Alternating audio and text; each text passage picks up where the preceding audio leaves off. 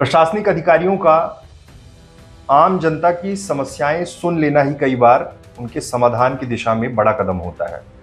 आप समझिए कि अपनी तमाम समस्याओं को लेकर आम जन कभी मंगलवार की जन सुनवाई या फिर अलग अलग कार्यालयों में अपना आवेदन लेकर जाते हैं, और जब वहां से वो निराश होकर लौटते हैं तब सोचिए उनके मन में कितने सवाल दौड़ते होंगे, कितनी चीजें चलती होंगी। राजस्व का मसला हो, छात्रवृत्ति का मसला हो, पेंशन का मसला हो, आप समझिए कि जिला मुख्यालयों में क्या स्थिति निर्मित होती है। और अगर सोचिए कि कोई कलेक्टर या कोई प्रशासनिक अधिकारी एक बड़ी पहल करे, जनता के बीच पहुंचकर उनकी समस्याओं को सुने, उसके निराकरण की दिशा में काम करे, तो आप सोचिए कि जनता को कितनी सहूलियत हो जाएगी।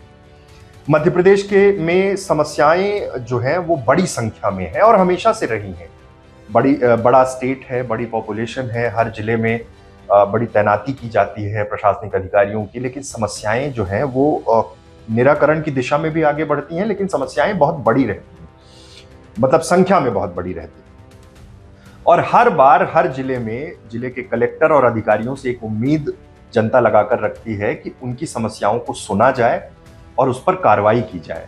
और हर एक आवेदन में आप देखेंगे ज़्यादा से ज़्यादा जो जमीन से जुड़े हुए आवेदन हैं, बंटवारे के आवेदन हैं, और जो जमीन में कब्जा कर लेने वाली समस्याएं, इसको लेकर भी लोग परेशान रहते हैं।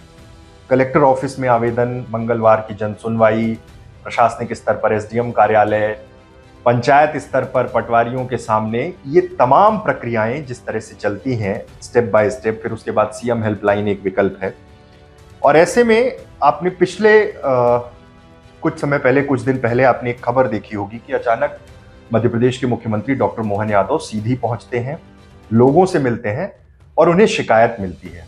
और जब वो शिकायत मिलती है तो वो तुरंत एक्शन लेते हैं, और उस एक्शन में जिले के सबसे बड़े अधिकारी, जिले के कलेक्टर, वहीं पर उनका डिसीजन हो जाता है और भोपाल पहुंचने के पहले, मुख्यमंत्री के भोपाल पहुंचने के पहले उनको हटा दिया जाता है।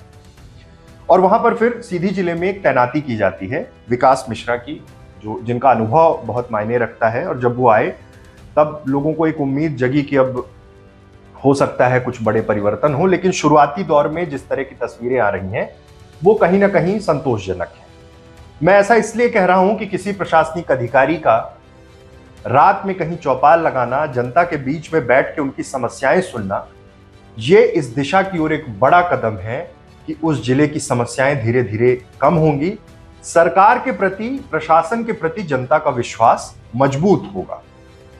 विकास मिश्रा पहले भी अपनी कार्यशैली को लेकर हमेशा चर्चा में रहे हैं, और उनका एक अपना वर्किंग मॉडल है, जिस मॉडल में वो सीधे जो ग्राउंड में इश्यूज हैं, जो समस्याएं हैं, जो जनता की प्रॉब्लम है, वो उनके बीच पहुंचकर उसके निराकरण की दिशा में आगे बढ़ना।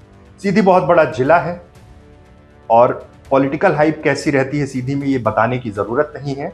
और इन परिस्थितियों में जब सीधी के कलेक्टर विकास मिश्रा बने, तब एक उम्मीद जगी कि अब वो एक नई पहल करेंगे, और वो पहल शुरू हो गई। पुस्तक मेला, बच्चों से संवाद, जमीन के प्रकरणों में बैठकर बात करना, जिनका कार्ड नहीं बन रहा है, गरीबी रेखा का कार्ड नहीं बन रहा है, वहां पर ग्राउंड में बैठकर लोगों से बात करना, और जिनकी लापरवाही है उनके खिलाफ भी एक सख्ती देखने को मिली है। अब तक समय बहुत कम हुआ है, लेकिन सीधी चूंकि बहुत बड़ा है, आदिवासी वनांचल है, ऐसे में जिला मुख्यालय तक जो तमाम गरीब पीड़ित लोग पहुंचते हैं, सीधी में मुआवजे का भी एक बहुत बड़ा मसला है। अलग अलग जगह जो रेलवे के प्रोजेक्ट्स चल रहे हैं वो विवादों में रहे, उसके बाद एनएच के जो प्रोजेक्ट्स हैं, अलग अलग जगह मुआवजे को लेकर भी चर्चा थी। सीधी शहर में भी पिछले दिनों आपने देखा होगा कि किस तरह से एक शॉपिंग कॉम्प्लेक्स को लेकर विवाद शुरू हुआ था। लोगों का ये आरोप था कि घर गिराए गए, ऐसी तमाम समस्याएं। अब जब आप सोशल मीडिया देखेंगे तो आपको कुछ तस्वीरें साफ तौर पे अच्छी लगेंगी। देखिए, हमारी कोशिश ये है कि जो लोग प्रशासन में भी बेहतर कर रहे हैं उनकी चीजें भी सामने आनी चाहिए। सीधी कलेक्टर ने अभी तक जो प्रयास किए हैं विकास मिश्रा जी ने, वो वाकई सराहनीय है। सीधे जनता के बीच में पहुंचना, उन्हीं के बीच में बैठकर उनकी समस्याएं सुनना और उन समस्याओं के समाधान की दिशा में बड़े कदम उठाना, ये पहल शुरू हुई है। जैसे आप अभी कुछ घंटे पहले या एक दो दिन पहले की एक पोस्ट देखेंगे, ये तस्वीरें वहां की हैं। ये रात्रिकालीन चौपाल थी सीधी जिले के रामपुर नैकिन अंतर्गत रघुनाथपुर और चोरगढ़ी में ग्रामीण जनों की समस्याएं सुनी। रात में वो लोगों के बीच बैठे और अधिकारियों को तत्परता से उनकी समस्याओं के समाधान के निर्देश दिए। बड़ी संख्या में लोग पहुंचते हैं। आप समझिए कि समस्याएं कितनी बड़ी है कि लोग बड़ी संख्या में कलेक्टर के पास पहुंचते हैं और मन में जो गुस्सा है वो भी बड़ी तेजी से बताते हैं। वो बड़ी सहजता से सुनते हैं और निराकरण के लिए अधिकारियों को निर्देशित करते हैं।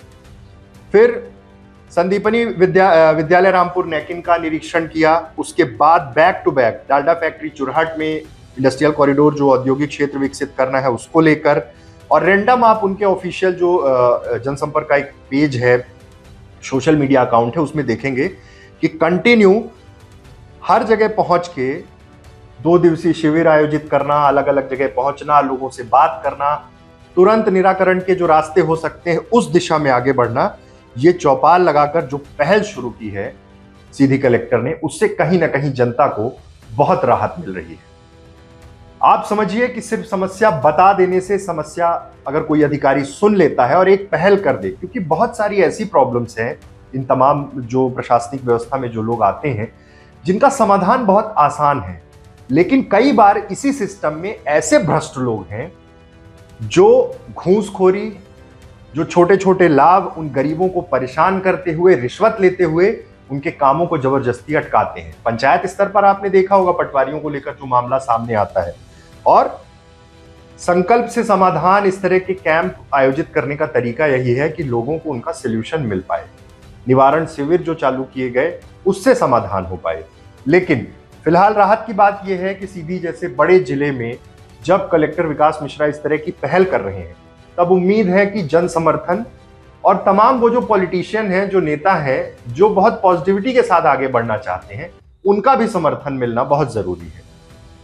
मैं उन लोगों की बात कर रहा हूं राजनीति में जो सकारात्मक दृष्टिकोण रखते हैं, जो अपनी महज दुकान चलाना चाहते हैं, उनकी बात नहीं कर रहा हूं।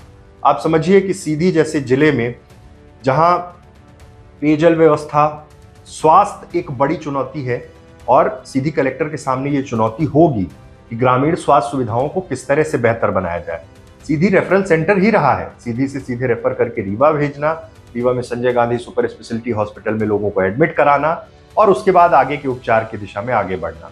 विंध्य में स्वास्थ्य सुविधाओं की स्थिति कैसी है, और उम्मीद सबको यही रहती है कि अब जब स्वास्थ्य मंत्री विंध्याचल से हैं तो ये व्यवस्थाएं दुरुस्त होंगी। कितनी दुरुस्त हो पाएंगी, इस पर प्रशासनिक अधिकारियों का भी मत बहुत जरूरी है, उनका इंटरेस्ट बहुत जरूरी है। कभी बंद एसी के कमरों में बैठकर निर्णय लेने वाले कलेक्टर, जिलाधिकारी, उन्हें यह सोचना होगा कि विकास मिश्रा जिस तरह की पहल कर रहे हैं, जिस तरह से वो जनता के बीच पहुंच रहे हैं, अलग अलग जगह इंस्पेक्शन कर रहे हैं, निरीक्षण कर रहे हैं, उनकी कोशिश है कि हर अंतिम छोर पे खड़े व्यक्ति तक चीजें पहुंचे, उनकी समस्याओं का समाधान हो।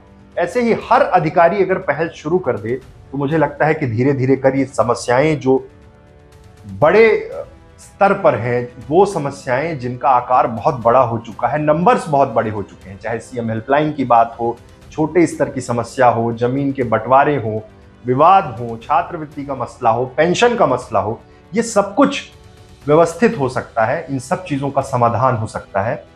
सिर्फ जरूरत है एक बड़ी पहल की, और विकास मिश्रा सीधी कलेक्टर ने जो पहल शुरू की है उससे मुझे लगता है कि जिले को बहुत फायदा होगा। जिले के यूथ को, महिलाओं को, बच्चों को, स्वास्थ्य व्यवस्था, सड़क, रोजगार, शिक्षा, हर दृष्टिकोण से एक बड़ी पहल है और इसका फायदा सीधी को जरूर मिलेगा। बहुत बहुत धन्यवाद।